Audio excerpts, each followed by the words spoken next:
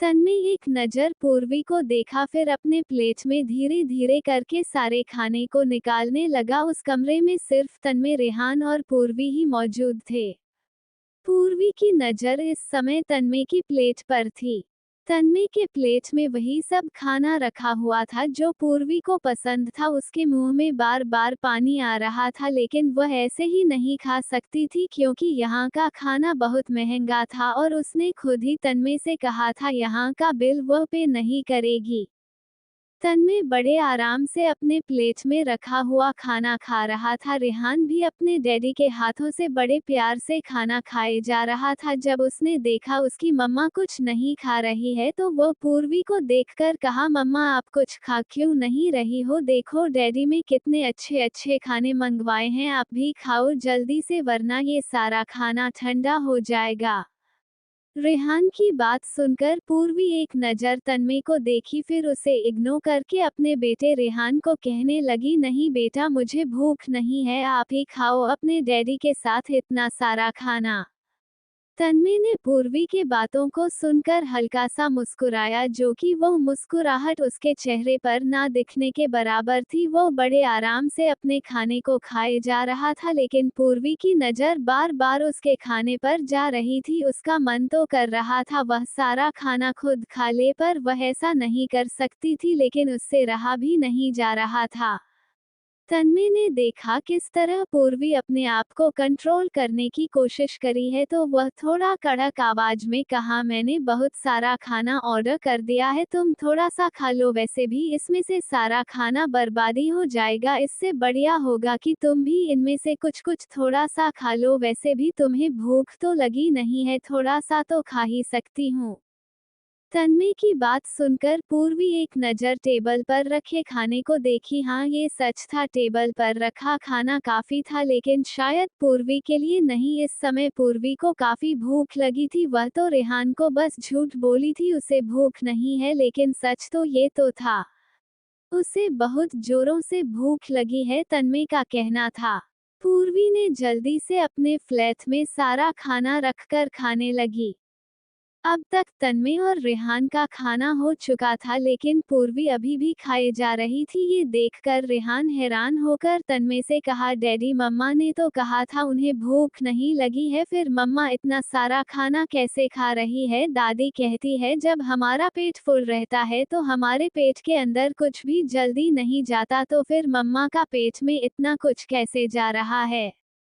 रेहान की बात सुनकर तन्वी शैतान भरी नजरों से पूर्वी को देखा। वह जानता था पूर्वी को बहुत भूख लगी है, लेकिन वह बिल पे करने के चक्कर में खाना नहीं चाहती थी। उसने रेहान को देखते हुए कहा, मैंने आपसे कहा था ना, आपकी मम्मा भी झूठ कहती हैं, उन्होंने आपसे कहा था उन्हें भूख नहीं है, लेकिन उन्हें भूख बहुत जोर की लगी थी। आप देख रहे हैं ना किस तरह आपकी मम्मा सारे खाने को झटके में खत्म कर दी। पूर्वी अपने मुंह में टुस टुस कर खाए जा रही थी। अब तक तो उससे मिनिमम सारा खाना खत्म कर दिया था, लेकिन कुछ चीज उसके प्लेट में अभी भी बची हुई थी। पर जैसे ही उसने तन्वी की बातों को सुनी तो उसका हाथ वहीं रुक गया। सच में वह इतना सारा खाना अकेले खा ली, ये सोचने वाली बात थी उसके लिए। वह अपने मुंह में खाना रखे हुए ही रेहान को देखी, फिर जल्दी से अपने मुंह के अंदर रखा खाना चबा चबा कर खाने लगी। तन्वी रेहान को लेकर अपनी जगह से उठा, फिर पूर्वी से कहा, अगर तुम्हारा खाना हो गया हो तो सीधे कार में आ जाना, मैं तुम्हारा वेट करूंगा। अगर तुमने जरा भी देरी की तो मैं ऑफिस के लिए चले जाऊंगा, फिर तुम बड़े आराम से ऑटो में या फिर पैदल चले आना। ये कहकर तन्वी वहां से निकल गया। तन्वी उस रूम से जा चुका था। पूर्वी अभी भी वही टेबल के पास रखे खाने को देख रही थी और सारा खाना खत्म हो चुका था। पूर्वी जल्दी से नैपकिन लेकर अपना हाथ साफ की, फिर अपनी जगह से उठकर वहां से बाहर निकल गई। वह जानती थी जरा भी देरी तन्वी को नहीं पसंद, अगर उसने थोड़ी भी देरी किए तो तन्वी उसे छोड़कर चले जाएगा और फिर उसे अकेले ही ऑटो ढूंढना पड़ेगा या फिर पैदल ही जाना पड़ेगा। पूर्वी बाहर आते ही तन्वी की कार में जाकर बैठ गई। पूर्वी को कार में बैठते हुए देखकर ड्राइवर ने कार स्टार्ट किया और फिर वहां से निकल गया। थोड़ी देर में ही तन्मय की कार आहूजा कंपनी के सामने आकर रुकी। तन्मय रेहान को लेकर कार से बाहर निकला तो पूर्वी भी जल्दी दूसरी तरफ से कार से बाहर निकलकर तन्मय के सामने आकर खड़ी हो गई। पूर्वी तन्मय के कंपनी को पहली बार देख रही थी, हालांकि पृथ्वी ने उससे कहा था तन्मय आहूजा की कंपनी बहुत सारी जगह पर अवेलेबल है, लेकिन उसे यह नहीं पता था तन्मय किस कंपनी में खुद जाकर काम करता है। जब वह तन्मय की कंपनी को देखी तो उसकी आंखें हैरानी से बड़ी हो गई, क्योंकि कंपनी बहुत ज्यादा बड़ा था, इतना बड़ा कि पूर्वी को अपना आप ऊपर करके उसके लास्ट मंजिल को देखना पड़ा। तन्मय पूर्वी के बदलते एक्सप्रेशन को देख रहा था, फिर उसने पूर्वी को देखकर कहा, अगर तुमने कंपनी को देख लिया तो मेरे साथ अब अंदर चलो। ये कहकर तन्मय ने पूर्वी का हाथ पकड़ा, फिर कंपनी के अंदर जाने लगा। पूर्वी पहले तो अपने हाथों को देखी जो तन्मय ने पकड़ा था। तन्मय के बदलाव को देखकर पूर्वी हैरान थी, क्योंकि तन्मय सुबह से ही अजीब बेहव कर रहा है। आज वह पूर्वी का हाथ बार बार पकड़ रहा था, लेकिन वह तन्मय से सवाल ना करके चुपचाप उसके साथ आगे चलने लगी। तन्मय पूर्वी को लेकर कंपनी के अंदर आया तो वहां मौजूद जितने भी एम्प्लॉय स्टाफ थे उन सभी की नज़र सिर्फ पूर्वी पर टिकी हुई थी। सारे एम्प्लॉय ये देखकर हैरान थे। तन्मय किसी लड़की को अपने साथ लेकर कंपनी आ रहा है। आज तक उन लोगों ने सिर्फ इस कंपनी में तन्मय के साथ कृतिका को देखा था, लेकिन कृतिका से तलाक हो जाने के बाद उन लोगों ने आज तक तन्मय को किसी लड़की के साथ कंपनी आते हुए नहीं देखा। आर्यन भी कंपनी में मौजूद था। जब उसे पता चला तन्मय ऑफिस आ गया तो भागकर नीचे कॉरिडोर के पास आया। जैसे ही वो वहां आया तो उसकी नज़र पूर्वी पर चली गई। पूर्वी को कंपनी में देखकर आर्यन की आंखें हैरानी से बड़ी हो गई। उसे उम्मीद नहीं थी तन्मय पूर्वी को लेकर अपने कंपनी आएगा, लेकिन उसकी आंखें और हैरानी में बदल गई जब उसने तन्मय के हाथों को पूर्वी के हाथों में देखा। तन्मय चलते चलते आर्यन के पास आया, फिर उसे देखकर कहने लगा, कल मैंने तुम्हें कुछ पेपर भेजा था, क्या तुम्हें उस पेपर का इंफॉर्मेशन मिला? आर्यन का ध्यान अभी भी पूर्वी और तन्मय की हाथों पर था, लेकिन जैसे ही उसने तन्मय की बातों को सुना तो वह अपने ख्यालों से बाहर आया। फिर उसे देखकर कहने लगा, हाँ, तुमने जो इंफॉर्मेशन निकालने के लिए कहा था वह मैंने निकाल लिया है। मैं इसीलिए तुम्हारा वेट कर रहा था, लेकिन आज तुम भाभी को कंपनी लेकर आने वाले हो, ये बात मुझे क्यों नहीं बताई? और पूरी रात तुम कहाँ थे? मैंने तुम्हें कॉल भी किया था पर तुमने कोई रिस्पांस नहीं दिया। तुमने बस अपनी इंफॉर्मेशन निकालने के लिए मुझे मैसेज भेज दिया, मेरे मैसेज का कोई रिप्लाई भी नहीं दिया। आर्यन की बात सुन के तन्मय ने एक नज़र पूर्वी को देखा। ये देखकर पूर्वी तन्मय के हाथों से अपना हाथ हटाई और रेहान को उसकी गोद से लेकर वहां से आगे की ओर बढ़ गई। वह चलते चलते पूरी कंपनी को देखे जा रही थी। वहां मौजूद लोगों की नज़र सिर्फ पूर्वी पे थी। तन्मय पूर्वी को आगे जाते हुए देखा, फिर आर्यन से कहा, मैं कल पूर्वी के घर पर था, वहां पर मुझे कुछ पता चला जिसे जानने के लिए मुझे तुम्हें वह पेपर भेजना पड़ा। अब तुम मुझे पूरी डिटेल में बताओ, उस पेपर किसने बनवाया और कहाँ बनवाया? आर्यन ने तन्मय की बातों को सुना तो वह उसे उसके कैबिनेट की तरफ ले जाते हुए कहा, देखो, उस पेपर में जो एड्रेस दिया हुआ है वह एड्रेस का कोई भी नामोनिशान नहीं है। जब मैं कुछ बॉडीगार्ड के साथ वह एड्रेस पर पहुंचा तो वह वहां मुझे जंगल के अलावा कुछ भी नजर नहीं आया। फिर मुझे पता चला ये किसी कबड्डी मैच के प्लेयर ने बनवाया था, क्योंकि यह पेपर बनवाने समय उसने अपनी आइडेंटिटी में यही लिखा था। फिर जब मैं उस जगह पर पहुंचा जहां पर यह पेपर बन रहे थे तो वहां मुझे पता चला ये पेपर वही लोग बनवाते हैं जो लोग किसी लड़की को कोठे पर भेज रहे। उस आदमी की बात सुनकर मैं समझ चुका था उस आदमी का नजरिया क्या होगा। वह आदमी यही चाहता था ये पेपर पर लिखे हुए एड्रेस को देखने के बाद लड़की उस एड्रेस पर जाए, फिर वहां पर उस लड़की को किडनैप कर लिया जाएगा। उसके बाद उस लड़के को सीधे उस कोठे पर रखा जाएगा जहां से यह पेपर बनवाने का ऑर्डर मिला है, और उस पेपर पर तुम्हारे कंपनी का नाम रखने का यही मतलब है। कोई है जो तुम्हारे कंपनी को भी बदनाम करना चाहता है। कुछ बॉडीगार्ड है जिसे मैंने पता लगवाने के लिए दिया है, लेकिन अभी तक तो कोई खबर नहीं आई है। जैसे ही मुझे इन्फॉर्मेशन मिलेगी मैं तुम्हें जरूर बताऊंगा। लेकिन तुम्हें ये पेपर मिला कहाँ से? आर्यन की बात सुनकर तन्मय की आंखें हैरानी से बड़ी हो गई। उसे समझ में नहीं आया पूर्वी के दोस्त उसे यह पेपर क्यों दिया। क्या पूर्वी की दोस्त उसके पीठ पीछे इतना गंदा चाल चल रही है? वो यही सब सोच रहा था, तभी आर्यन ने वापस से उसे आवाज दिया। आर्यन की आवाज सुनकर तन्मय अपने ख्यालों से बाहर आया, फिर उसे देखकर कहा, मुझे ये पेपर पूर्वी के पास से मिला। जब मैं पूर्वी से पूछा तो उसने कहा उसकी किसी दोस्त ने उसे यह पेपर दिया था। शायद पूर्वी को नहीं पता है, मेरी कंपनी जितने भी है वहां पर अभी कोई भी जॉब के एप्लीकेशन अप्लाई नहीं हुई है। शायद पूर्वी को यही लगता है उसके पास जो पेपर है वो आहूजा इंडस्ट्री की रियल एप्लीकेशन है। मैं चाहता हूँ तुम पूर्वी के सामने कुछ ऐसी बातें करो जिससे उसे पता चल जाए उसके पास जो पेपर है वह नकली है, क्योंकि अगर मैं उसे बताने जाऊंगा तो वह मेरी बातों पर यकीन नहीं करेगी। उसे यही लगेगा मैं उसके पर्सनल लाइफ में इंटरफेयर कर रहा हूँ। तन्मय की बात सुनकर आर्यन की आंखें छोटी हो गई। वह उसे देखकर कहा, एक मिनट, तुमको पूर्वी भाभी की फिक्र क्यों हो रही है? तुम चाहो तो ऐसा बिल्कुल कर सकते हो। तुम चाहते तो पूर्वी भाभी को अपने रास्ते से सही तरीके से बाहर निकाल देते। तुम्हारे पास तो बहुत अच्छा मौका भी है। आर्यन की बात सुनकर तन्मय समझ चुका था उसे टोंट मारने की कोशिश कर रहा, इसलिए वो उसे घूरते हुए देखा, फिर कहा, मैं किसी लड़की की जिंदगी इस तरह से बर्बाद नहीं कहता हूँ। अगर तुम्हारे दुश्मन में कोई लड़की हो तो उसकी जान एक ही पल में ले लो, ना कि उसे इस तरह से किसी कोठे में बेचकर तिल तिल मारो। मुझे अगर पूर्वी को मारना होगा तो सीधे ही मार दूंगा। ये कहकर वो गुस्से में आर्यन को देखा। Audio by Sakil JX07।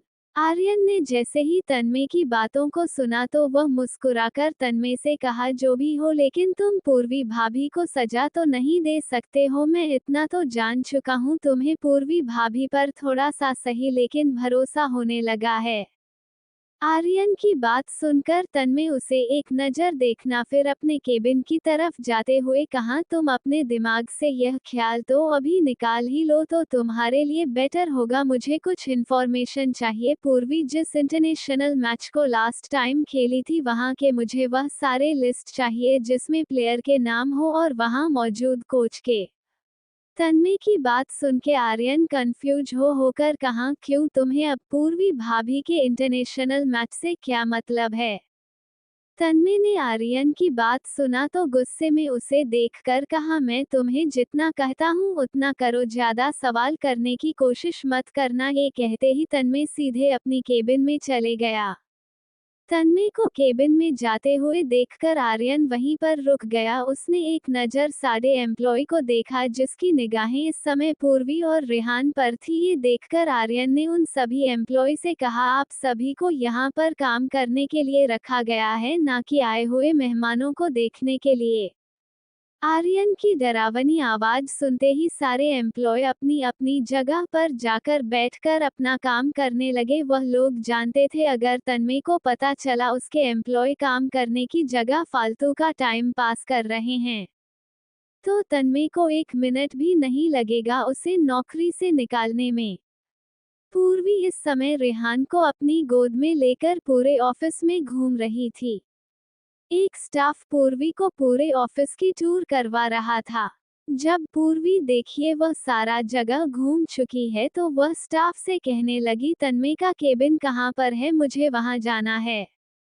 पूर्वी के मुंह से तन्मय का नाम सुनकर उसके सामने खड़ी लेडीज स्टाफ ये देखकर हैरान थी, क्योंकि वहां पर आज तक जितने भी लोग आए हुए थे, भले ही तन्मय के साथ ही क्यों ना आए हुए हैं, वो सभी तन्मय को सर कहकर बुलाते थे। लेकिन पूर्वी वह पहली लड़की है जो तन्मय को नाम से पुकार रही है। उस लेडी स्टाफ को हैरत में देखकर पूर्वी अपने हाथों को उसके चेहरे के सामने हिलाते हुए कहती, मैं आपसे कुछ पूछ रही हूँ, मेरे हस्बैंड तन्मय का ऑफिस कहाँ है? पूर्वी के मुंह से तन्मय को अपना हस्बैंड कहते हुए देखकर वो लेडी स्टाफ को एक और झटका लगा, क्योंकि वह तन्मय की पत्नी कृतिका के बारे में जानती थी। लेकिन तन्मय की दूसरी पत्नी उसके सामने खड़ी है, उसे यकीन नहीं हो रहा था। इधर तन्मय अपनी केबिन में बैठकर अपने लैपटॉप में कैमरे के सहारे ये सब देख रहा था। वो बड़े आराम से पूर्वी और उस लेडी स्टाफ के बातों को भी सुन रहा था। जब उसने पूर्वी के मुंह से अपने लिए पति शब्द सुना तो उसे अलग ही महसूस हुआ। वही वह लेडी स्टाफ पूर्वी की बात सुनकर थोड़ा गुस्से में कहती, मैम अगर आप कुछ और कहती तो मैं शायद यकीन भी कर लेती हूँ, लेकिन आप हमारे बॉस को अपना पति कह रही हैं, ये बात यहाँ पर कोई भी यकीन नहीं करेगा। हम आपसे अच्छे से पेश आ रहे हैं, इसका मतलब यह नहीं आप हमसे कुछ भी कहेगी और हम आपकी बातों को मान लेंगे। वह लेडी स्टाफ की बात सुनकर पूर्वी आंखें हैरानी से बड़ी हो गई। उसे उम्मीद नहीं थी लेडी स्टाफ इस तरह से उसके सवालों का जवाब देगी। वह तो तन्मय बारे में पूछ रही थी, क्योंकि रेहान सो चुका था और अब रेहान को बेड पर सुलाना भी था। इससे पहले कि पूर्वी स्टाफ से कुछ कहती तभी पीछे से आवाज आई, मेरी वाइफ के साथ इतना बदतमीजी से बात करने की तुम्हारी हिम्मत कैसे हुई? ये किसी और ने नहीं, तन्मय ने कहा था। तन्मय ये कहते ही पूर्वी के पास आया, फिर उसकी कमर को पकड़ के उस लेडी स्टाफ को देखकर कहा, यह मेरी पत्नी है मिसेज पूर्वी तन्मय आहूजा, और तुम मेरी पत्नी से बदतमीजी से बात करने की हिम्मत कर रही हो। क्या तुम्हें इसका अंजाम नहीं पता है? तन्मय को वहां देखकर और उसकी बातों को सुनकर वह लेडी स्टाफ घबरा गई। उसे सच में नहीं पता था पूर्वी तन्मय की पत्नी होगी। वह जल्दी से पूर्वी को देखकर उससे माफी मांगते हुए कहती, सॉरी मैडम, मुझे बिल्कुल भी अंदाजा नहीं था आप हमारे बॉस की पत्नी हैं। पहले हुई बदतमीजी की गलती की वजह से मैं आपसे माफी मांगती हूँ, प्लीज मुझे माफ करें। लेडी स्टाफ की बात सुनकर पूर्वी कुछ नहीं कहती, वह बस तन्मय के चेहरे को देख रही थी। आज उसे तन्मय काफी बदला बदला सा नजर आ रहा था।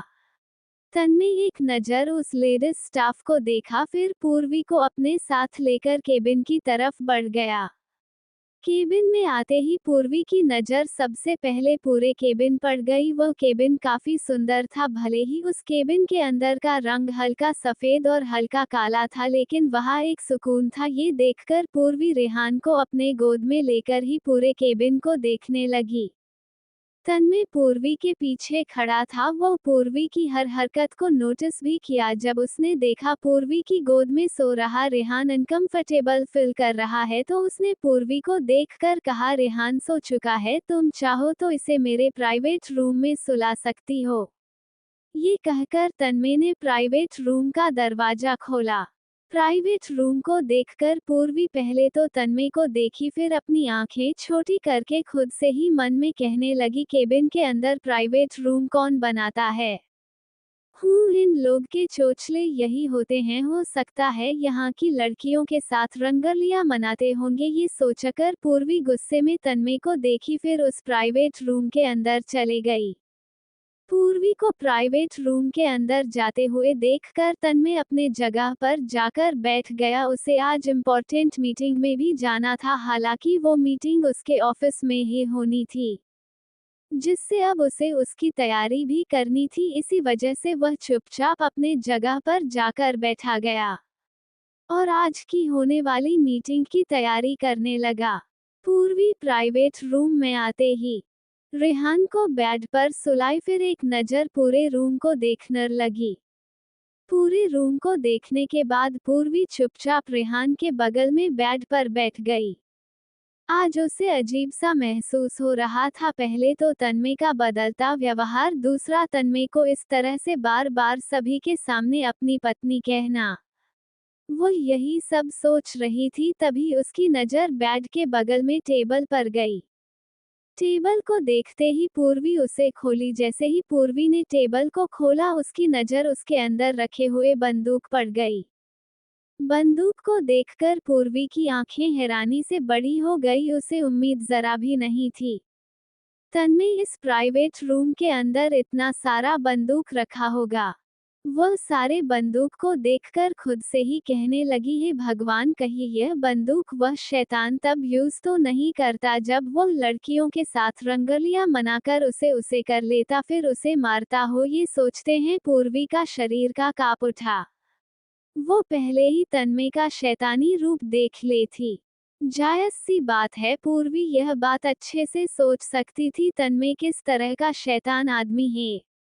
वह जल्दी से उस टेबल को बंद की, फिर रेहान को देखने लगी। रेहान को देखकर पूर्वी उसके सर पर हाथ रख कर कहती, यह बच्चा कितना प्यारा है, पता नहीं इस शैतान के पास इस बच्चे को क्यों रखा गया है। अगर उस कृतिका की जगह में होती तो कभी भी अपने बेटे को इस तरह से छोड़कर नहीं जाती, खास करके ऐसे शैतान के पास। मुझे तो लगता है उस कृतिका को तन्मय का असली चेहरा दिख गया होगा, तभी वह उसे इस तरह से छोड़कर चली गई, लेकिन उससे एक गलती कर दी, अपने बेटे को इस शैतान के पास छोड़कर।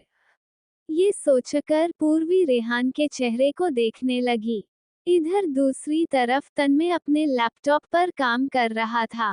तभी आर्यन उसके केबिन के अंदर आया, अपने हाथों में रखे फाइल्स उसे देकर कहा, ये लो, इसमें उन सभी की लिस्ट है जो मैच में थे।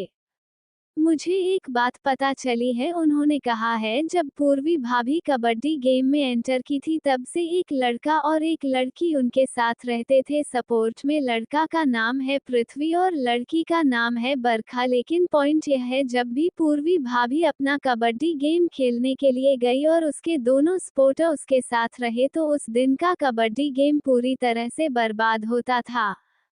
और जिस दिन वो दोनों सपोर्टर पूर्वी भाभी के कबड्डी गेम में मौजूद नहीं होते थे, उसे दिन पूर्वी भाभी का वह मैच पूरी तरह से हिट होता था।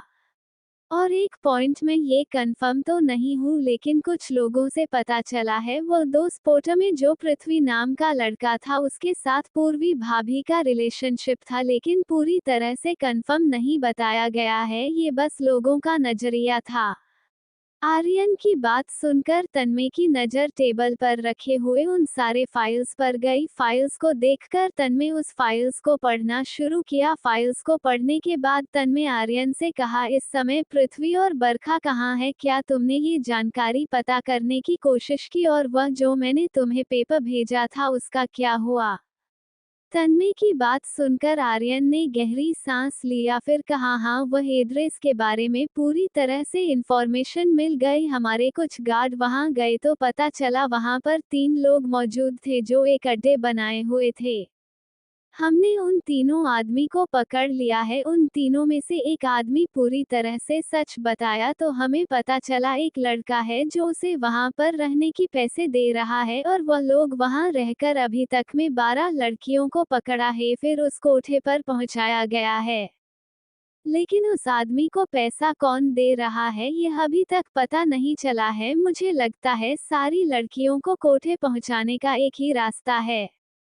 पूर्वी इस समय कमरे में मौजूद थी, लेकिन वह जैसे ही आर्यन की आवाज सुनी तो वह चुपके से उस कमरे के दरवाजे के पास आई।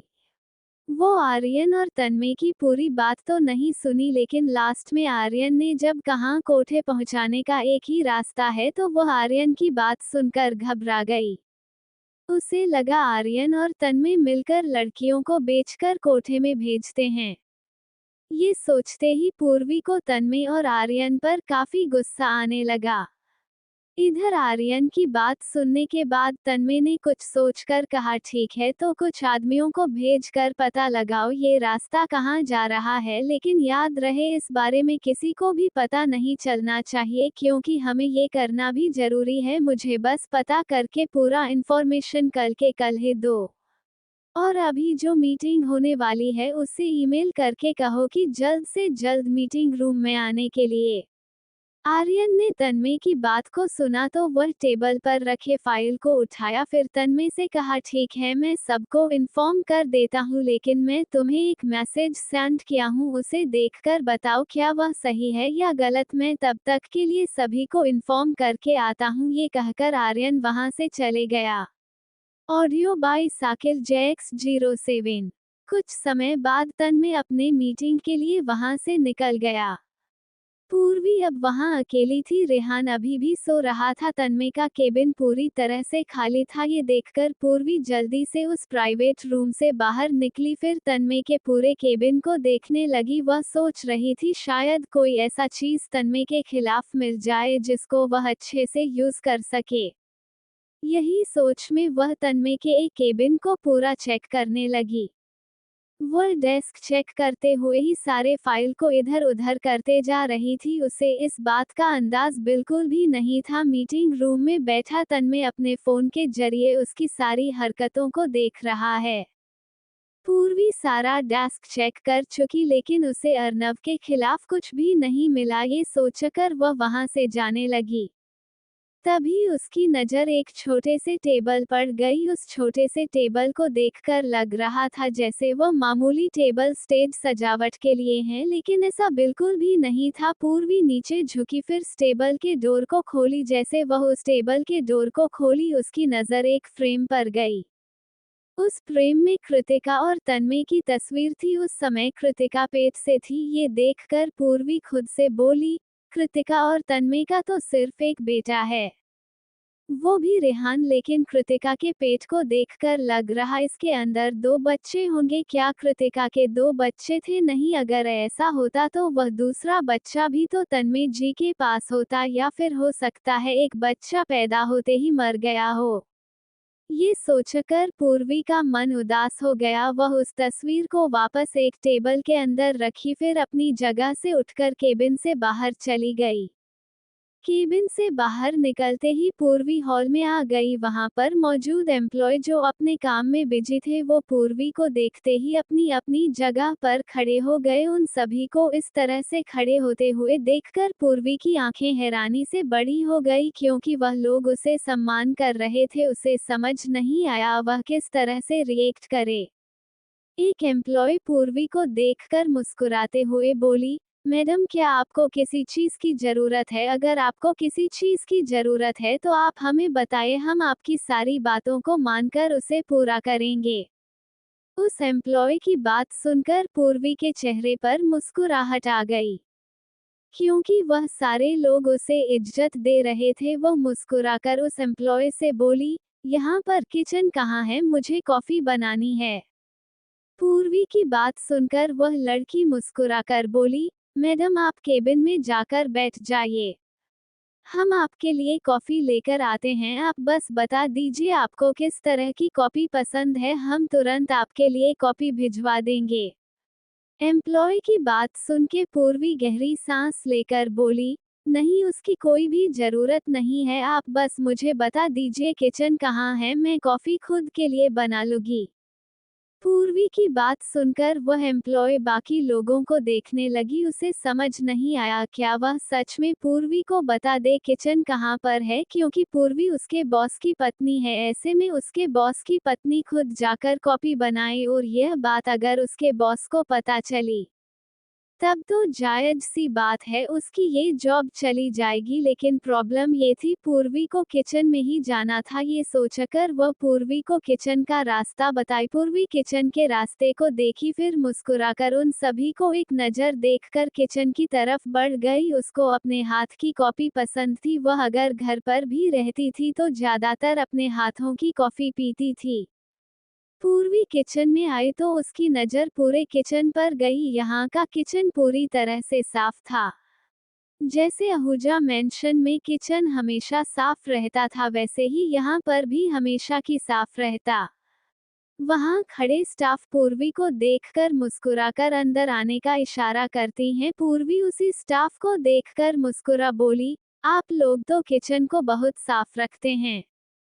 पूर्वी की बात सुनकर स्टाफ मुस्कुराकर बोला, मैडम, हमें ये किचन साफ रखना पड़ता है, क्योंकि कभी कभी बॉस यहाँ पर खाना बनाने के लिए चले आते हैं। अगर ऐसे में किचन गंदा रहा तो बस हमें जॉब से निकाल देंगे।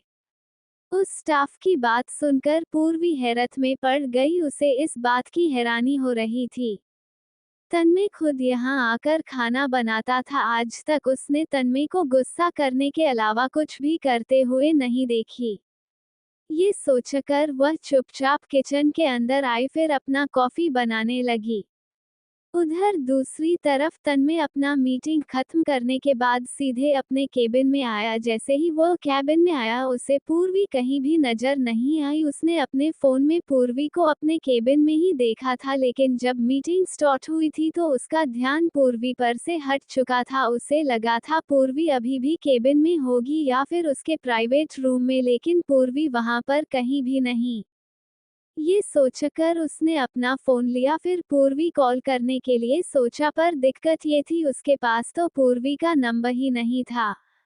वो अपने फोन को देख ही रहा था, तभी उसे किसी की आने की आहट महसूस हुई। वह पीछे मुड़कर देखा तो उसकी नज़र दरवाजे के पास खड़ी हुई पूर्वी पड़ गई, जो मुस्कुराते हुए केबिन के अंदर आ रही थी। पूर्वी को देखकर तन्मय उसे देखता रहा। पूर्वी अपने कॉफी को देखते हुए कैबिन के अंदर आई। उसे इस बात का बिल्कुल भी अंदाजा नहीं था तन्मय इस समय उसी केबिन में मौजूद है। उसके चेहरे पर इस समय बहुत प्यारी सी मुस्कुराहट थी, लेकिन वो मुस्कुराहट उसकी तुरंत गायब हो गई जैसे ही उसकी नज़र तन्मय के भयानक चेहरे पर गई। पूर्वी के चेहरे पर घबराहट देखकर तन्मय के चेहरे पर शैतानी मुस्कुराहट आई। वह मुस्कुराते हुए तिरछी नजरों से पूर्वी को देखा, फिर उसके करीब आया। वह जैसे ही पूर्वी के करीब आया उसकी नज़र पूर्वी के हाथों में रखी कॉपी पर गई। पूर्वी की नज़र इस समय तन्मय के चेहरे पर थी, लेकिन जैसे ही पूर्वी देखी तन्मय उसके कॉफी को देख रहा है तो उसका हाथ कांपने लगा, क्योंकि उसे वह दिन याद आ गया जिस दिन तन्मय उसके हाथ को गर्म कॉफी के अंदर डुबाया था। तन्मय पूर्वी के कांपते हुए हाथों को देखा। वो समझ चुका था पूर्वी इस समय क्या सोचकर घबरा रही हैं। ये सोचते ही तन्मय शैतान भरी नजरों से पूर्वी को देखा, फिर उसके हाथों से कॉफी का मग लेकर खुद कॉफी पीने लगा। वह कॉफी पीते हुए ही अपने डेस्क के पास गया, फिर अपनी जगह पर जाकर बैठ गया। उसे पूर्वी की हाथों से बनी कॉफी काफी अच्छा लगा। आज तक उसने अपने ऑफिस में किसी एम्प्लॉय या फिर किसी भी स्टाफ के हाथ से कॉफी नहीं पिया था। उसका कॉफी पीने का जब भी मन करता था वह खुद किचन में जाकर अपने लिए कॉफी बनाया करता था, लेकिन आज ये पहली बार हुआ जो वह अपने हाथ के अलावा किसी और के हाथों से बनी कॉफी पी रहा था। घर पर हमेशा उसके लिए उसकी माँ कॉफी बनाती थी, लेकिन ऑफिस में वह खुद के लिए कॉफी बनाया करता था। पूर्वी इस समय हैरान परेशान होकर तन्मय को देखे जा रही थी। वो कॉफी अपने लिए बनाकर लेकर आई थी, ना कि तन्मय के लिए, क्योंकि जिस दिन तन्मय उसके हाथों को गर्म कॉफी में डुबाया आया था तब से ही सोच ली थी जिंदगी में कभी भी तन्मय के लिए कॉफी लेकर नहीं जाएगी और ना ही बनाएगी। लेकिन आज उसकी कॉफी तन्मय खुद लेकर पी रहा है, ये सोचकर पूर्वी वहां खड़ी होकर उसे कॉफी पीते हुए देखती रह गई। वह चाहती तो तन्मय से इसके लिए लड़ सकती थी, लेकिन वो ये सोचकर तन्मय के पास कुछ नहीं बोली, क्योंकि तन्मय का ऑफिस में बहुत सारे बंदूक रखे हैं, क्या पता तन्मय उसे कब मार दे। इससे अच्छा यही होगा वह चुपचाप मुस्कुराते हुए तन्मय को अपना कॉफी कुर्बान कर दे। तन्मय पूरी कॉफी पीकर मग को टेबल पर रखा, फिर पूर्वी को देखकर कहने लगा, वाकई में तुम कॉफी बहुत अच्छा बनती हो। अब तुम्हारा दूसरा काम यही रहेगा, सुबह सुबह मुझे कॉफी तुम बनाकर दोगी, लेकिन याद रहे जिस दिन कॉफी मुझे पसंद नहीं आया उस दिन वापस से वो गरम कॉफी के अंदर में तुम्हारा हाथ डुबा दूंगा। वह दिन याद है या फिर मैं वापस से याद दिला दूं। ये कहकर वह शैतान भरी नजरों से पूर्वी को देखा।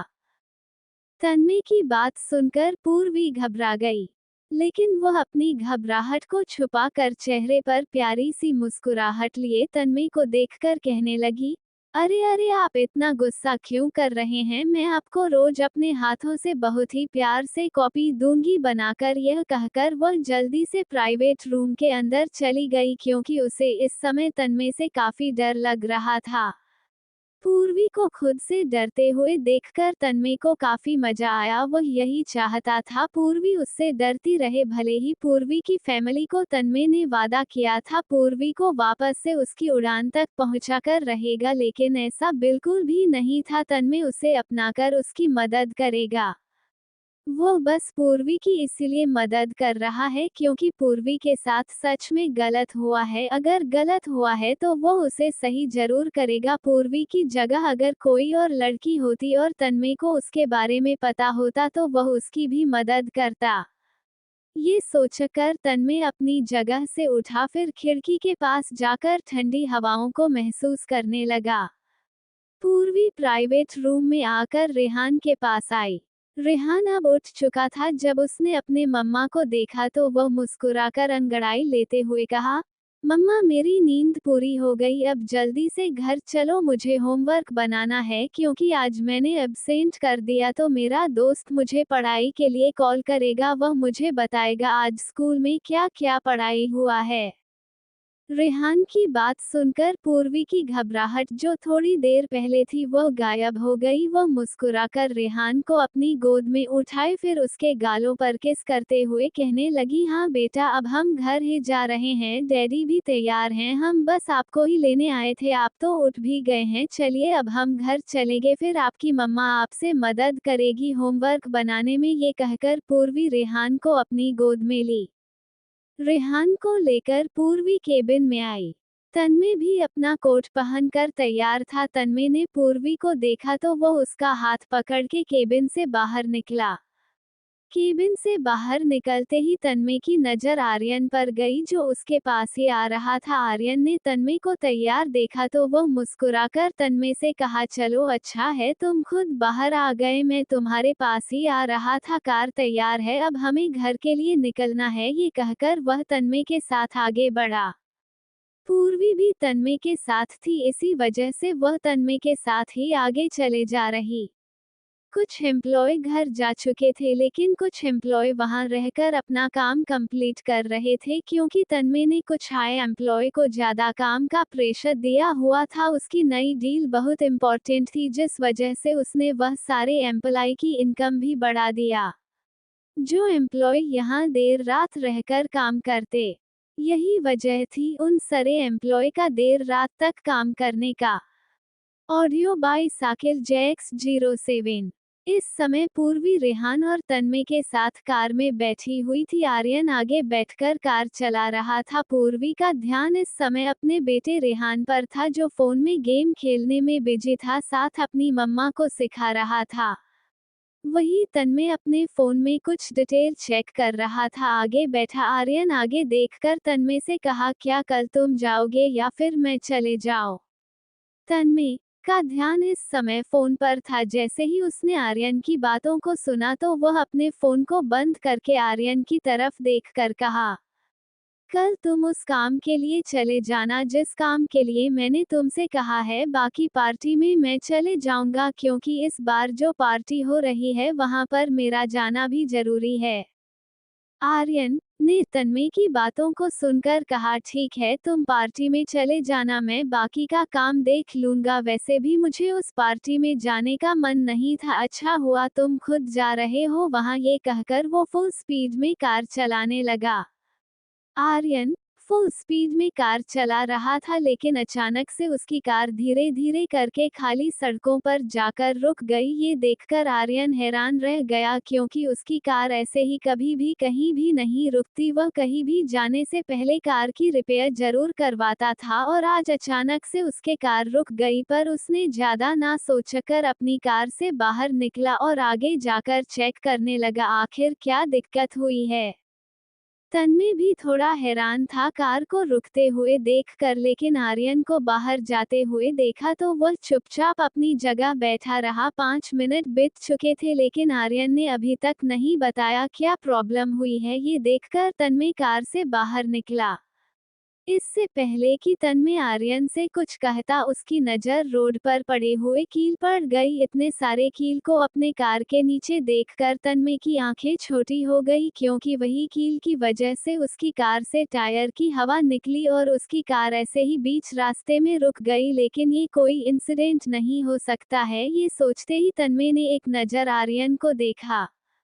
आर्यन का ध्यान इस समय कार के बोनट पर था क्योंकि उसे समझ नहीं आया आखिर उसके कार में क्या प्रॉब्लम हुई है। इससे पहले वह तन्मय को देखता अचानक से उन दोनों के ऊपर किसी ने बंदूक से हमला करना शुरू कर दिया। हमले की आवाज इतनी जोर से थी कार के अंदर बैठी पूर्वी भी हैरान रह गई। उन हमले की आवाज सुनते ही तन्मय आर्यन जल्दी से कार के पीछे जाकर छुप गया क्योंकि इस समय उन दोनों को बंदूक की गोलियों से बचना था। अगर एक भी गोलियां उसे लगी तो बहुत ज्यादा ही खतरा बढ़ सकता है। ऐसे में रेहान भी उसी कार में मौजूद था। कार के अंदर बैठा रेहान जो अपने फोन में गेम खेल रहा था, जब उसने हमले की आवाज सुना तो वह अपनी मम्मा को देखकर कहा, मम्मा ये किस चीज की आवाज थी, डैडी कहाँ है और चाचू। पूर्वी रेहान की बात सुनी तो उसे समझ नहीं आया आखिर वह क्या जवाब दे। वह इतना तो जानती थी हमला क्यों हो रहा है। जब से उसे तन्मय का शैतानी रूप पता चला है तो जाहिर सी बात है तन्मय के पीछे बहुत सारे दुश्मन जरूर होंगे। ऐसे में तन्मय के ऊपर हमला होना कोई मामूली बात नहीं है। ये सोचकर पूर्वी रेहान को देखकर कहती, कुछ नहीं बेटा, हो सकता है कोई चोर भाग रहे होंगे और पुलिस उन्हें पकड़ने की कोशिश कर रहे हो। आप चुपचाप अंदर ही बैठे रहो। एक काम करो, आप अपने कानों में ईयरफोन लगा लो, इससे आपको कुछ भी सुनाई नहीं देगा। ये कहते ही पूर्वी जल्दी से अपने पर्स में से ईयरफोन निकाली, फिर रेहान के कान में लगा दी। ईयरफोन लगाकर पूर्वी चैन की सांस लेती क्योंकि उसे इस समय अपने बेटे रेहान की टेंशन थी। जब वह देखी रेहान ईयरफोन लगाकर वापस से अपने गेम पर फोकस किया, तब वह धीरे से अपने तरफ का शीशा खोली और सामने का नजारा देखने की कोशिश करने लगी, लेकिन उसे कुछ भी दिखाई नहीं दिया क्योंकि वहां पर कोई दिखा ही नहीं उसे। इस समय कार के पीछे खड़ा तन्मय और आर्यन अभी भी वहीं थे। वो दोनों कार के अंदर हो रहे सीन को पूरी तरह से देखा। तन्मय ये देखकर हैरान था। पूर्वी यह सब देखने के बाद भी उसके बेटे को उसके खिलाफ भड़काई नहीं, उल्टा उसके बेटे को प्रोटेक्ट। रेहान ये सब देख ना ले इसके लिए उसको अपनी बातों में उलझा दी। आर्यन ने तन्मय से कहा, तुम्हारे पास तो बंदूक है ना, उसे जल्दी से निकालकर उन सभी पर शूट करो क्योंकि तुम्हारा ये करना अभी जरूरी है। तुम अपने बेटे की फिक्र मत करो, भाभी ने उसे अपने तरीके से समझा दिया है। तुम्हारे पास बहुत अच्छा मौका है, अब हमला कर सकते हो। आर्यन की बात सुनकर तन्मय ने अपने पॉकेट से गन को निकाला, फिर जल्दी से उन सभी आदमियों पर हमला करने लगा जो सारे लोग उस पर हमला कर रहे थे। वह सब लोग तन्मय से काफी दूर थे, लेकिन तन्मय की आंखें शैतानों वाली थी। कितना भी दूर इंसान क्यों ना हो, तन्मय उसे पूरी तरह से अपने सामने ही देखता है। जो लोग तन्मय और आर्यन के ऊपर हमला कर रहे थे वो काफी दूर थे, लेकिन धीरे धीरे करके वह सभी लोग उन दोनों के करीब आने लगे। जब आर्यन ने ये देखा तो उसने तन्मय से कहा, मैं काम करता हूँ आगे जाकर और भी बंदूक लेकर आता हूँ क्योंकि एक बंदूक से हमारा काम नहीं बनेगा, वह लोग एक नहीं अनेक है। ये कहते ही आर्यन जल्दी से आगे जाकर ड्राइवर सीट के पास में रखे 2-3 बंदूक को अपने हाथों में लेकर जल्दी से तन्मय के पास आया, फिर उसकी मदद करते हुए उन सभी लोगों पर हमला करने लगा। दोनों तरफ से जंग छिड़ चुकी थी। यह हमला दिखने में काफी खतरनाक लग रहा था क्योंकि तन्मय सिर्फ 2 आदमी और वो दूसरी तरफ से कम 30 आदमी। ऐसे में 30 आदमियों की बंदूक की आवाज काफी शोर शराबे वाली थी। कार के अंदर बैठी पूर्वी जो खिड़की से देखने की कोशिश कर रही थी, उसे अब जाकर सभी लोग नजर आए। उन सभी के चेहरे पर नकाब थे, जिस वजह से पूर्वी को उनमें से किसी का भी चेहरा नहीं दिखा। वह तो तन्मय और आर्यन को ही देखे जा रही थी। उसे तो इस समय आर्यन और तन्मय की फिक्र हो रही थी क्योंकि वह ये भी देख पाई कैसे वह दोनों अकेले हैं और दूसरी तरफ से इतने सारे लोग। तन्मय ने अपनी तरफ से गन चलाकर उन 30 लोगों में से बहुत सारे लोगों को मार गिराया था। ये देखकर आर्यन ने तन्मय से कहा, मैं दूसरी तरफ से जाकर पीछे से उन सब पर हमला करता हूँ, तुम आगे से इन सब को अपनी तरफ लाने की कोशिश करो, ऐसे में इन सब को एक बार में मार गिराने का अच्छा मौका मिलेगा। ये कहते हैं आर्यन चुपके से दूसरी तरफ से जाने लगा। तन्मय आर्यन की बात सुनकर एक नज़र उसे देखा। जब वह आर्यन को जाते हुए देख रहा था तभी एक बंदूक की गोली सीधे तन्मय की हाथों पर लगी। जैसे ही वो गोली उसके हाथों पर लगी, उसे हल्का दर्द महसूस हुआ, लेकिन कार के अंदर बैठी पूर्वी यह सब पूरी तरह से देख चुकी थी। तन्मय इस समय उसकी खिड़की के पास ही खड़ा था। हाथ में गोली लगने की वजह से उसके खून की बूंदें कुछ पूर्वी के चेहरे पर भी आया। लेकिन इस बात से अनजान पूर्वी की नज़र इस समय तन्मय के हाथों पर थी, जो कि पूरी तरह से घायल हो चुका था। अपने चोट को देखकर तन्मय की आंखें गुस्से से लाल हो गई। उसने अपने घायल हाथों को इग्नोर किया, फिर अपने दोनों हाथों में बंदूक लेकर उन सभी लोगों पर जल्दी जल्दी शूट करने लगा। पीछे गया आर्यन भी मौका देखते ही उन सभी लोगों पर हमला करना शुरू कर दिया। देखते ही देखते आर्यन और तन्मय ने उन सभी लोगों को मार गिराया। अब तक हमला पूरी तरह से शांत हो चुका था। अब कहीं से भी बंदूक चलने की कोई आवाज नहीं आई। ये देखकर पूर्वी समझ गई हमला बंद हो गया। वह ये सोच रही थी, तभी उसकी नज़र सामने मिरर में खुद के चेहरे पर गई। खुद के चेहरे पर खून की बूंदें देखकर एक पल के लिए पूर्वी घबरा गई, लेकिन दूसरे ही पल उसे एहसास हुआ ये खून की बूंद तन्मय के हाथों की चोट की है। वह जल्दी से अपने दुपट्टे को हाथ से ली, फिर चेहरे को साफ करने लगी। वो नहीं चाहती थी उसके इस चेहरे को देखकर रेहान कोई भी तरह का सवाल करें। आर्यन ने देखा सभी लोग मर चुके हैं। वह भागकर तन्मय के पास आया। जैसे ही तन्मय के पास आया, उसकी नज़र तन्मय के घायल हाथों पर गई। उसके हाथों से लगातार खून बह रहा था। ये देखकर आर्यन परेशान हो गया। आर्यन को परेशान देखकर तन्मय ने उसे कहा, तुम्हें परेशान होने की जरूरत नहीं है, मैं बिल्कुल ठीक हूँ। यह मुझे कोई पहली बार गोली नहीं लगी है, मैं इस तरह की गोलियां पहले भी खा चुका हूँ। मैं बिल्कुल ठीक हूँ, तुम्हें फिक्र करने की बिल्कुल भी जरूरत नहीं है। तुम जाकर पता करो ये किसके भेजे हुए आदमी थे। मुझे जल्द से जल्द उस इंसान का नाम चाहिए। ये कहकर आर्यन गुस्से में अपनी कार के पास गया, फिर अपने सीट पर जाकर बैठ गया। तन्मय के चेहरे पर कोई भी दर्द का एक्सप्रेशन नजर नहीं आ रहा था। ये देखकर पूर्वी हैरान थी। पूर्वी को अगर हल्की सी चोट लगती थी तो उसके चेहरे पर कहीं ना कहीं दर्द दिखता था, लेकिन इतना बड़ा चोट लगने के बावजूद भी तन्मय के चेहरे पर कोई भी भाव नजर नहीं आए। रेहान, जो ईयरफोन लगाकर गेम खेला था, जब उसने देखा उसके डैड कार के अंदर बैठ गए तो मुस्कुराकर उसे देखकर कहा, डैडी, क्या पुलिस अंकल को चोर मिल गए? ये कहकर रेहान तन्मय की गोद में जाकर बैठ गया और उसका वही हाथ पकड़ लिया जिस हाथ में उसे चोट लगी थी। जैसे ही रेहान ने तन्मय का चोट भरा हाथ पकड़ा, पूर्वी के मुंह से अचानक से हल्की सी चीख निकल गई। उसे ऐसा लगा जैसे रेहान तन्मय का हाथ पकड़ा और दर्द उसे महसूस हुआ। वो पूरी तरह से देख पा रही थी किस तरह से तन्मय के हाथों पर चोट लगी है और रेहान उसी के हाथों के ऊपर हाथ रखा है, लेकिन तन्मय को इससे भी कोई भी फर्क नहीं पड़ा। तन्मय पूर्वी की इस चीख को सुनकर हैरान था। वह भी समझ गया पूर्वी की अचानक से चीख क्यों निकल गई, लेकिन उसे समझ नहीं आया उसकी चोट को देखकर पूर्वी क्यों घबरा रही है। उसे तो खुश होना चाहिए उसके चोट को देखकर, लेकिन पूर्वी के घबराए हुए चेहरे को देखकर तन्मय की नज़र शैतानों की तरह पूर्वी पर चली गई। तन्मय एक नज़र पूर्वी को देखा, फिर अपने बेटे रेहान को देखकर कहा, हाँ बेटा, पुलिस अंकल को उसका चोर मिल गया, अब सब कुछ ठीक हो चुका है। रेहान तन्मय के बात को सुना तो मुस्कुराकर उसे गले लग गया। रेहाना के गले लगा तो अचानक से तन्मय की आंखें दर्द से बंद हो गई। थोड़ी ही सही, लेकिन उसे दर्द जरूर महसूस हुआ। जब पूर्वी ये देखी तो वह जल्दी से तन्मय की गोद से रेहान को लेकर अपनी गोद में बिठा ली। फिर रेहान से कहने लगी, बेटा, अभी आपको मम्मा के पास रहना चाहिए। आपको पता है अभी हम घर जाएंगे, फिर मैं आपको एक छोटा सा गिफ्ट दूंगी। पूर्वी की बकवास बातों को सुनकर तन्मय तिरछी नज़र से उसे देखा, लेकिन वह इतना तो समझ गया पूर्वी रेहान को क्यों उससे दूर की।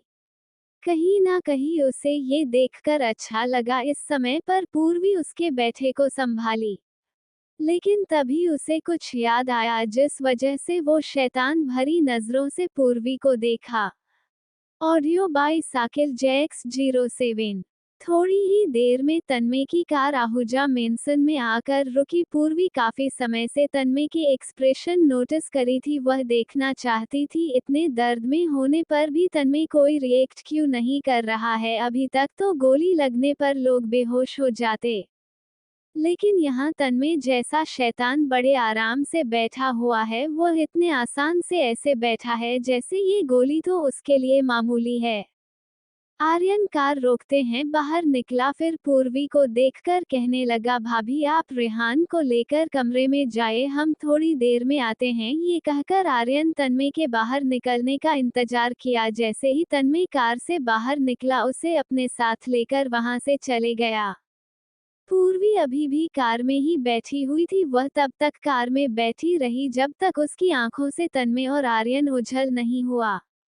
वो दोनों ही वहां से जा चुके थे। ये देखकर पूर्वी रेहान को अपनी गोद में लेकर कार से बाहर निकलकर चुपचाप घर के अंदर चली गई। हालांकि उसे ये जानने की इच्छा थी आखिर आर्यन तन्मय इस समय कहाँ गए हैं, क्योंकि वह दोनों घर के अंदर ना जाकर घर के पीछे वाले रास्ते से कहीं और ही चले गए। हालांकि पूर्वी उन दोनों के पीछे नहीं जा सकती थी। वह जानती थी अगर वह पीछे गई तो पक्का पकड़ी जाएगी। एक तो पहले ही तन्मय के पसंद जगह को वह देख चुकी है, वह तो भला हो तन्मय उसे देखा नहीं।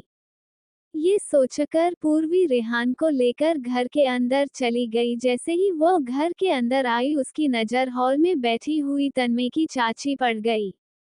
किरण आहूजा हॉल में बैठकर टीवी देख रही थी। जैसे ही उन्होंने पूर्वी को देखा तो अपनी जगह से उठकर पूर्वी के पास आकर कहने लगी, मैं तुम्हारा यहाँ और ज्यादा इंतजार नहीं करना चाहती थी, मेरा तो मन हुआ मैं अपने कमरे में चली जाऊं। लेकिन तुलसी माँ का ऑर्डर था जब तक तुम आओ नहीं तब तक मैं यहाँ से ना जाऊं। उन्हें तुमसे कुछ काम है, इसलिए अब तुम रेहान को मुझे दे दो, मैं उसे कमरे में सुला दूंगी। तुम तुलसी माँ के कमरे में चली जाओ, वह काफी समय से तुम्हारा इंतजार कर रही है। ये कहकर किरण आहूजा पूर्वी के हाथों से रेहान को ली, फिर उसे वहां से लेकर चली गई।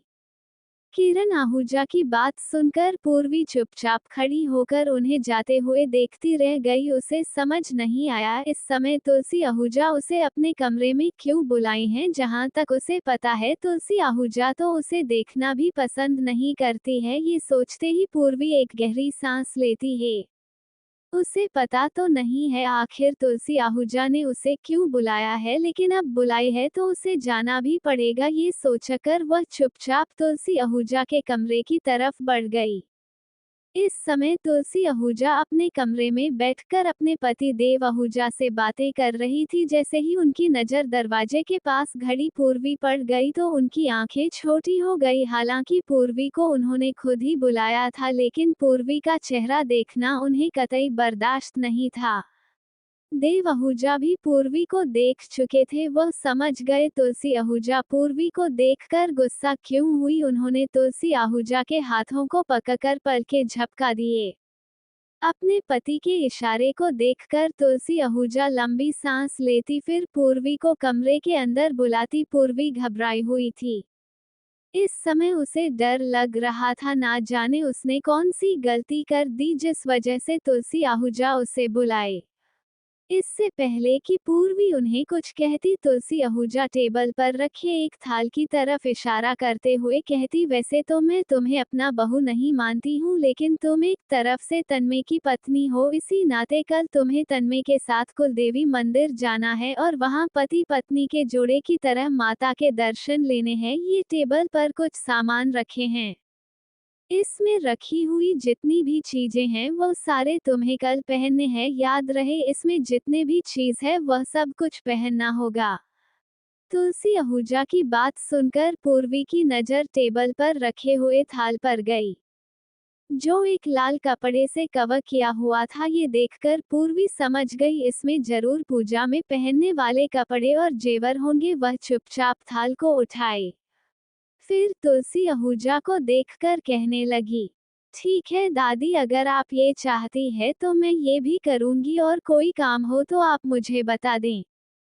पूर्वी की बात सुनकर तुलसी आहूजा एक नजर अपने पति देव आहूजा को देखी, फिर पूर्वी को देखकर कहने लगी, जितना आसान तुम समझ रही हो इतना आसान नहीं है। अब जब तुमने तन्मय से शादी कर ही ली है तो तुम्हें वह सब कुछ करना पड़ेगा जो एक पत्नी का धर्म होता है। कल कुलदेवी मंदिर तो जाओगी, लेकिन मंदिर पहुंचने से पहले तुम्हें कठिन परीक्षाएं देनी होगी। वह कठिन परीक्षा क्या होगी वह मैं तुम्हें अभी बता देती हूँ। मेरे बताने के बाद अगर तुमने मना की जाने से तो फिर मैं तुमसे दरख्वास्त करूंगी तन्मय की जिंदगी से हमेशा के लिए चली जाना। ये कहकर उनके चेहरे पर तुरंत शैतानी मुस्कुराहट आ गई। वो जानती थी जो परीक्षाएं कुलदेवी मंदिर में जाने समय होती है वो पूर्वी कभी नहीं कर पाएगी, और जब वो परीक्षाएं नहीं देगी तो जायज सी बात है पूर्व इस घर को छोड़कर हमेशा के लिए चली जाएगी। पूर्वी शांत मन से तुलसी आहूजा को देख रही थी। तुलसी आहूजा की बात खत्म हुई तो पूर्वी मुस्कुराकर उनसे कहती, दादी अगर मेरी जान के अलावा कोई और परीक्षाएं होगी तो मैं जरूर दूंगी। मैं परीक्षाएं देने से कतराऊंगी नहीं, लेकिन अगर मुझे इस परीक्षाएं में अपनी जान देनी होगी तो मैं वो बिल्कुल भी नहीं करूंगी, क्योंकि मेरी जान में अब रेहान की जान बसती है। पूर्वी की बात सुन के देव आहूजा के चेहरे पर बड़ी मुस्कुराहट आई। वह जानते थे पूर्वी और रेहान का जरूर कोई रिश्ता है, इसलिए तो वह दोनों इतनी जल्दी इतना घुल गए। तुलसी आहूजा पूर्वी की बातों को पूरी तरह से इग्नोर की। वो पूर्वी को देखकर कहती, वह तो वक्त बताएगा वहां जाकर तुम्हारी जान बचती है या जो दो परीक्षाएं हैं जो तुम्हें खुद करनी होगी, लेकिन याद रहे इस बारे में तुम्हारे पति यानी कि तन्मय को पता नहीं चलना चाहिए। पहला परीक्षा मंदिर के दरवाजे के अंदर जाने से पहले जमीन पे आग रखी होगी। उस आग को तुम्हें पार करना होगा। जैसे ही तुम वो पार कर लोगी आगे चलकर तुम्हें बर्फ का सीधी दिखाई देगा। उसके बाद तुम्हें वह पार करना होगा। जैसे ही तुम वह पार करोगी तो तुम सीधे कुलदेवी मंदिर के सामने होगी। मेरी बात याद रहे, इस बारे में तन्मय को बिल्कुल भी पता नहीं चलना चाहिए। वहां अंदर जाने के दो रास्ते हैं, तो वहां जाने के बाद तुम सोच लेना तुम ये कैसे करोगी। तुलसी आहूजा की बात सुनकर पूर्वी के चेहरे पर मुस्कुराहट आ गई। वह जानती थी तुलसी आहूजा ये सब उसे सबक सिखाने के लिए कर रही है, लेकिन वह भी तो अपने माँ बाप की बेटी है। आराम से तुलसी आहूजा को देख कर कहती, ठीक है दादी, मैं यह जरूर पूरा करूंगी। यह कहते हुए पूर्वी टेबल पर रखे थाल को उठाए, फिर वहां से अपने कमरे की तरफ बढ़ गई। पूर्वी कमरे से जा चुकी थी। ये देखकर देव आहूजा थोड़ा गुस्से में तुलसी आहूजा को देखकर कहते, तुमने पूर्वी से झूठ क्यों कहा। जहां तक मैं जानता हूँ कुलदेवी मंदिर के दरवाजे के पास ऐसी कोई भी चीज नहीं है जिसमें भगवान के भक्तों को परीक्षाएं देनी हो। क्या तुमने ये जानबूझकर पूर्वी को कहा है। देव आहूजा की बात सुनकर तुलसी आहूजा अपनी जगह से उठकर शैतानों की तरह मुस्कुराते हुए कहने लगी, आप बस ये समझ लीजिए भले ही वहां पर इस तरह की परीक्षाएं नहीं होती है, लेकिन मैं पूर्वी से यह परीक्षाएं करवाऊंगी। मैं भी तो देखूं वह ये सब कैसे करती है। मैं जानती हूँ वह लड़की यह सब बिल्कुल भी नहीं करेगी। यहाँ बोलना बहुत आसान है, जब सामने होगा तो वह डर से भाग जाएगी। मैं तो बस चाहती हूँ ये लड़की इस घर से निकल जाए। अब उसके लिए मुझे जो करना होगा मैं वह करूंगी। मैं भी तो देखूं ये लड़की कैसे ये परीक्षा पार करती है। ये कहकर तुलसी आहूजा वहां से बालकनी में चली गई। पूर्वी अब तक अपने कमरे में आ चुकी थी। जब वो अपने कमरे में आई तो उसकी नजर बेड पर सो रहे हैं रेहान पर गई। अभी तक तन्मय कमरे में नहीं आया था। ये देखकर पूर्ण भी उस थाल को टेबल पर रखी, फिर बेड पर जाकर बैठ गई। पूर्वी बैठकर तन्मय का इंतजार कर रही थी, तभी तन्मय कमरे के अंदर आया। जैसे ही तन्मय एक कमरे के अंदर आया उसकी नजर बेड पर बैठी हुई पूर्वी पड़ गई। पूर्वी को अब तक जगे हुए देखकर तन्मय की आंखें छोटी हो गई। उसे लगा था अब तक तो शायद पूर्वी सो चुकी होगी, लेकिन वह गलत था। वह अपने घायल हाथों के साथ कमरे के अंदर आया, फिर पूर्वी को देखकर कहने लगा, तुम अब तक सोई नहीं। क्या तुम्हें मेरी फिक्र हो रही थी जिस वजह से तुम्हारी नींद उड़ गई? यह कहकर वह शैतानों की तरह मुस्कुराया। पूर्वी इस समय कल के कुल देवी मंदिर के बारे में सोच रही थी जैसे ही उसे तन्मय की आवाज सुनाई दी। वह जल्दी से बेड से उठी, फिर उसे देखने लगी, लेकिन जब उसे याद आया तन्मय ने अभी क्या कहा था, गुस्से में से देखकर कहती, ये आपकी बहुत बड़ी गलतफहमी है मिस्टर आहूजा, मैं इसलिए नहीं सोई हूँ क्योंकि मुझे आपको कुछ बताना है और दादी ने कहा है आपको बता दूं, वरना मैं तो कब का सो चुकी होती। तन्मय ने पूर्वी की बातों को सुना तो उसकी आंखें छोटी हो गई। लेकिन इससे पहले कि वह उसे से कुछ कहता तभी उसकी नज़र टेबल पर रखे हुए थाल पर गया।